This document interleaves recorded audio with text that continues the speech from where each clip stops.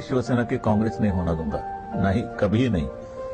और मुझे जब ये मालूम होगा कि हो रही है तो I will close my shop.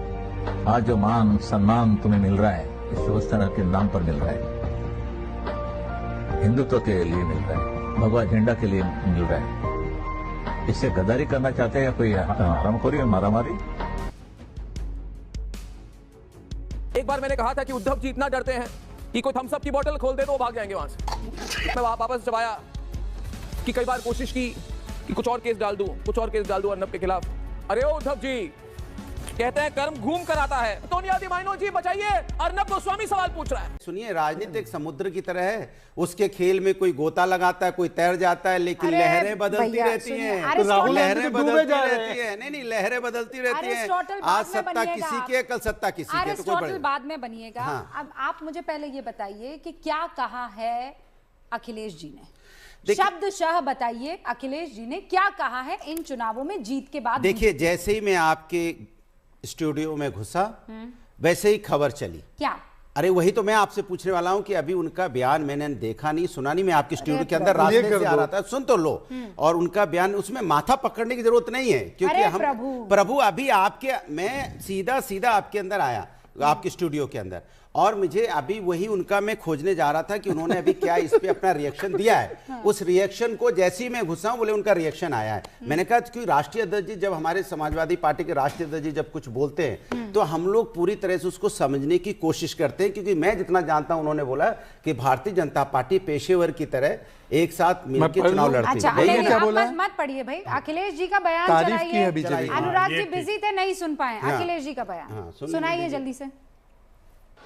वो पॉलिटिकल पार्टी नहीं है, वो पॉलिटिकली प्रोफेशनली रन करते हैं अपने आप को। तो ये नए तरह की चीजें, प्रोफेशनल पॉलिटिक्स करती है बीजेपी प्रोफेशनल गिनती करके, डेटा पे एक एक बिंदी बैठा करके तब फैसला लेते हैं। इसलिए जिसको हराना है बीजेपी को, उसको उसी तरीके से तैयारी करनी पड़ेगी।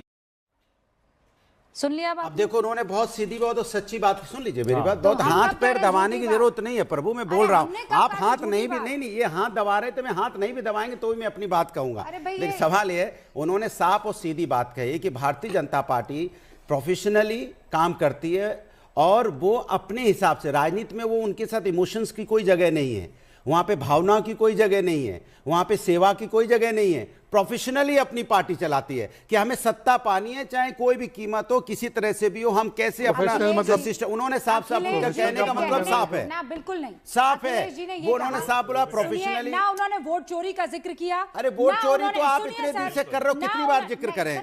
मैं SIR में हम 50 बार बोल चुके हैं। अनुराग जी सुन लीजिए, प्लीज गंभीरता से बात हो रही है। अच्छी बात है, आप तारीफ कर रहे हैं, अनुराग जी सुनिए, अच्छी बात है। अनुराग जी एक समझदार लीडर है अखिलेश जी, और ये हर कोई जानता है। प्रवक्ता कैसे हो उस पर मैं बात नहीं करूंगी, लेकिन अखिलेश जी ये कह रहे हैं कि बहुत डिटेल्ड एनालिसिस होता है नामों का, आंकड़ों का, नंबर्स का, बहुत प्रोफेशनली वो चुनाव लड़ते हैं, हमें इनसे सीखना होगा। नहीं सीखे तो मुश्किल हो जाए। बोला है कि उनसे सीखना होगा कि किस तरह से वो चुनाव लड़ते हैं, मतलब उनका चुनाव लड़ने का जो तरीका है, वो हम लोग जो चुनाव लड़ते हैं भावनाओं से, इमोशन से, जनता की सेवा से, वो चुनाव लड़ते हैं आंकड़ों से। हमें सत्ता बनानी, कैसे बनानी, किस तरह से बनानी है, सत्ता पानी है। उनके अंदर भावनाओं की कोई जगह नहीं, वही कहना चाहिए, उन्हीं से सीखना पड़ेगा, क्योंकि उसी तरह की राजनीति अगर हम लोग करेंगे तभी हम सत्ता से भारतीय जनता पार्टी को हटा पाएंगे, उन्हीं के रास्ते पे चल के। तो भारतीय जनता पार्टी का रास्ता क्या आप जानते ही हो कि 2 महीने पहले SIR कर देते हैं, कैसे वो नोटबंदी कर देते हैं, कैसे वो लॉकडाउन लगा देते हैं।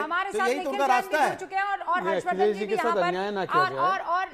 साथ भी हमारे साथ यहाँ पर जुड़ चुके हैं। लेकिन पहले हर्षवर्धन जी, आपने अखिलेश जी को सुन लिया, और अभी यहाँ पर भी चुनाव होने वाले हैं।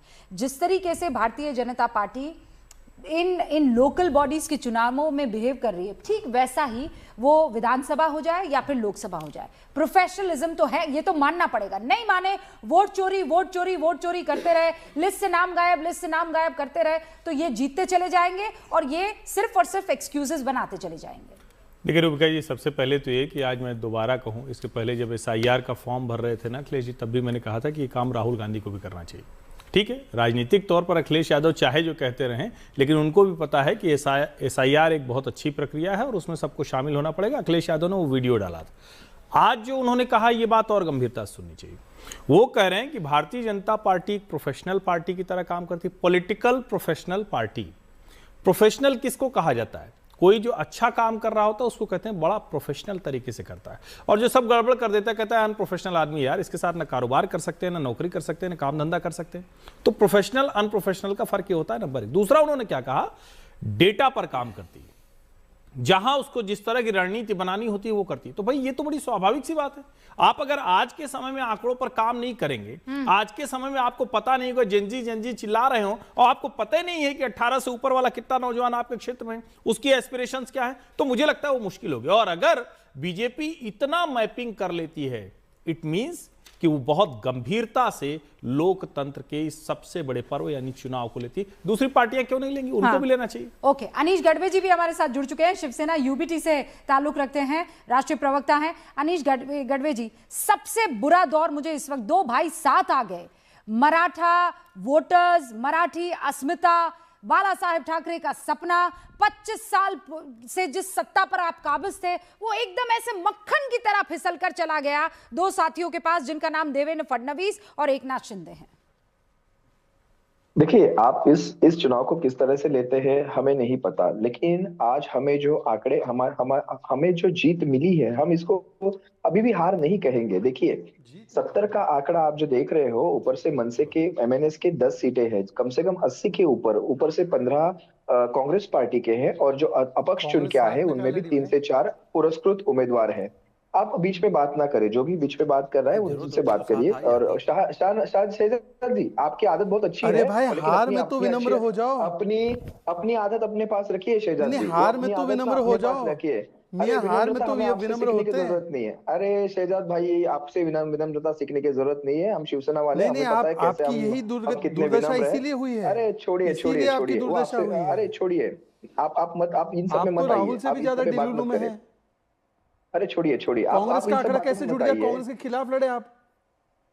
कोई तर्क होना चाहिए, लॉजिक होना चाहिए ना बात में। के खिलाफ मतलब लड़ने कोई भी बात वाले, आपकी कर देंगे। लड़ने वाले, अरे एमआईएम के खिलाफ लड़ने वाले। और सुनिए, आप बोलते हैं कि भाई एक तरफ तो कि भाई वोट चोरी हो गया, दूसरी तरफ बोले हम जीत रहे हैं। मैं किसकी बात मानूं हर्षवर्धन जी?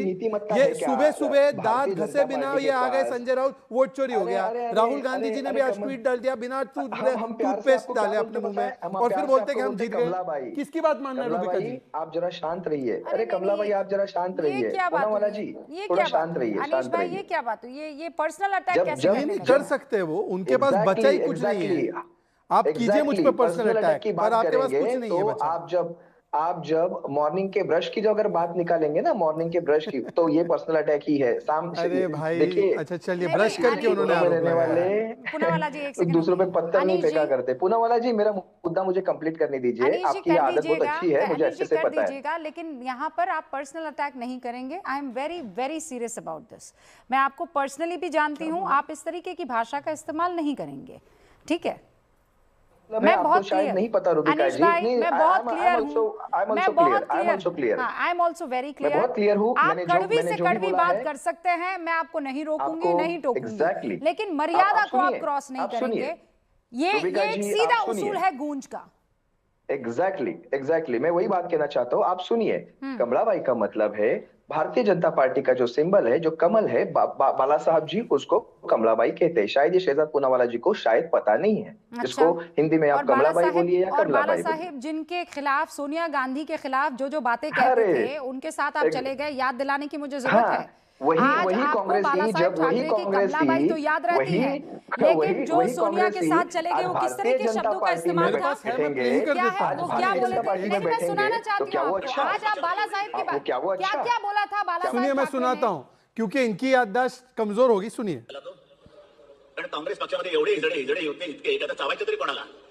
कांग्रेस पक्ष जिसको आपने कहा कि उसमें इतने हिजड़े हैं, अब बोल रहे वो 10 आपके साथ होंगे, तो हमें कमलाबाई बोल दीजिए। कमल का मखौल उड़ाइए, विष्णु जी के कमल का मखौल उड़ाइए, लक्ष्मी जी के कमल का मखौल उड़ाइए। ये आपकी संस्कृति, आप तो सोनिया सेना वैसे बन गए। पर देखिए, अखिलेश जी ने आज बहुत महत्वपूर्ण बात की है।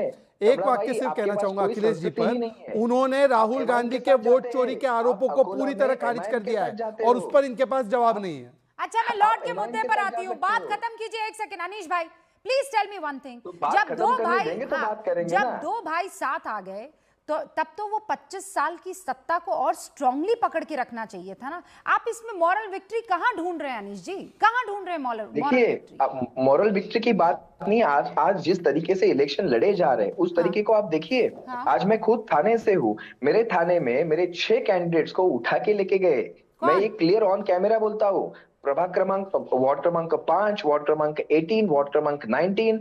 मैं नाम तक कैंडिडेट्स के बता सकता हूँ, उठाने वालों को इनके पता है। उठा के लेके जाते हैं, पुलिस के प्रोटेक्शन में लेके जाते हैं। और आपका जो एप्लीकेशन होता है वो रिटर्न लेने के लिए क्या क्या नहीं किया जाता है, ये मैं ऑन कैमरा लाइव बोलता हूँ। मेरे दो कैंडिडेट के एप्लीकेशन रिजेक्ट किस लिए किए जाते हैं? वार्ड क्रमांक 5 दिनेश जाबर आदिवासी कैंडिडेट था, उसका रात 5 बजे एप्लीकेशन रिजेक्ट किया जाता है ये कह के कि आपका एफिडेविट गलत है, जबकि सही एफिडेविट उनके सामने उनके टेबल पे कब से पड़ा हुआ है। कोड गए? पूछो कोड गए? सुनिए, कोड गए क्या? आप सुनिए, कोड गए क्या? पहले तो देखो ऐसा है, आपका नाम जो भी है थोड़ा मर्यादा में रहकर बात कीजिए। आपके संजय राउत को भी उनकी हैसियत दिखा दी है, उद्धव ठाकरे जी भी कहां खड़े वो देख लिया।